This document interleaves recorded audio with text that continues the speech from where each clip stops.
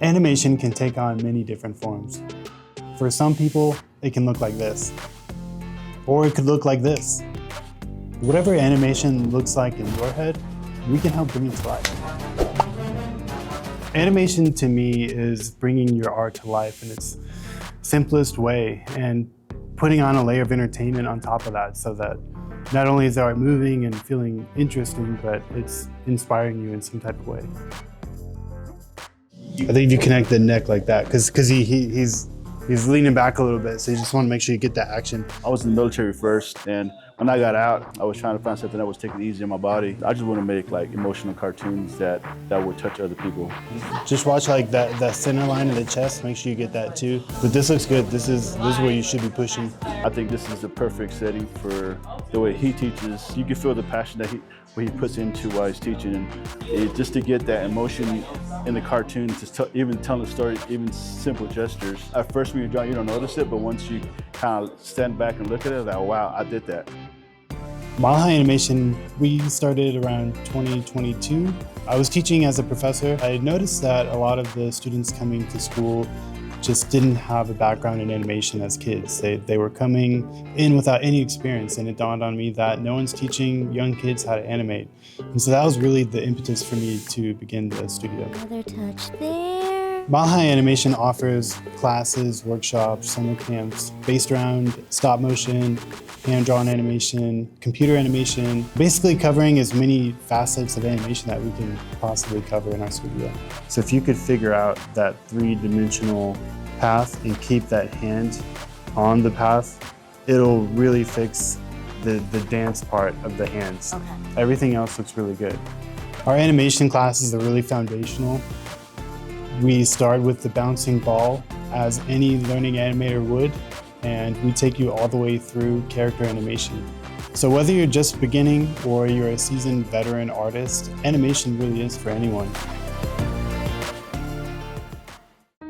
So outside of having workshops, classes, and summer camps, Mile High Animation also operates as an animation studio. And so we have the privilege of working with small businesses to large corporations. In 2025, we received a grant from the city Denver Creates Fund, backed by Redline, and it's allowed us to create free classes, zero cost. And what I wanted to do with that grant is just remove that barrier between wanting to learn animation and having to pay for it. And what it has allowed us to do is just open up our doors to anyone who wants to come learn, whether you're a beginner or a seasoned veteran who's looking to broaden their skill set, giving them that opportunity to learn and explore animation. If you're interested in taking an animation class, you can just jump on our website, milehighanimation.com. And we have both youth and adult classes. I'm kind of new to the Denver area, and so I was looking to kind of meet some people who also have similar interests, and this ended up being perfect. I love storytelling. I think I'm a storyteller at heart. I've always loved animation. I spent about a year or two working at a VFX studio in Oklahoma before I moved here, and now I'm trying to get back into it. Add a little bit right there, then it'll match up better when she beats him up, because it's more like a little bit of holding for the creature, and then she's like, "Huh!" Yeah. Okay. I love this. This is amazing. So what we're doing is using a motion reference to create some kind of character animation where they're doing an action, and then some of us are going back and adding a character to it and making it like an entertaining scene.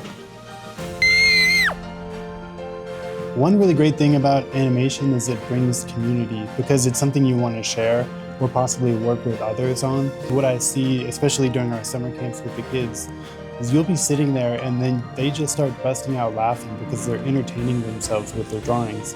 It never gets old to see a student want to share the work and feel really excited about their animation. So thinking about phases of animation, we got through the rough path. Yes. The next phase that you can do is clean up. Being in like a class with other animators and with Eric is an amazing experience because you get Eric's insight, you get the other animators' kind of notes and ideas bouncing off of each other. You get that community where you're just sitting down together and all working on something together. It's really great. It's a different journey for me. It's like, because coming out of the military and trying to get back into the civilian side, it's like this kind of opened up my mind. It brings me back out to the community.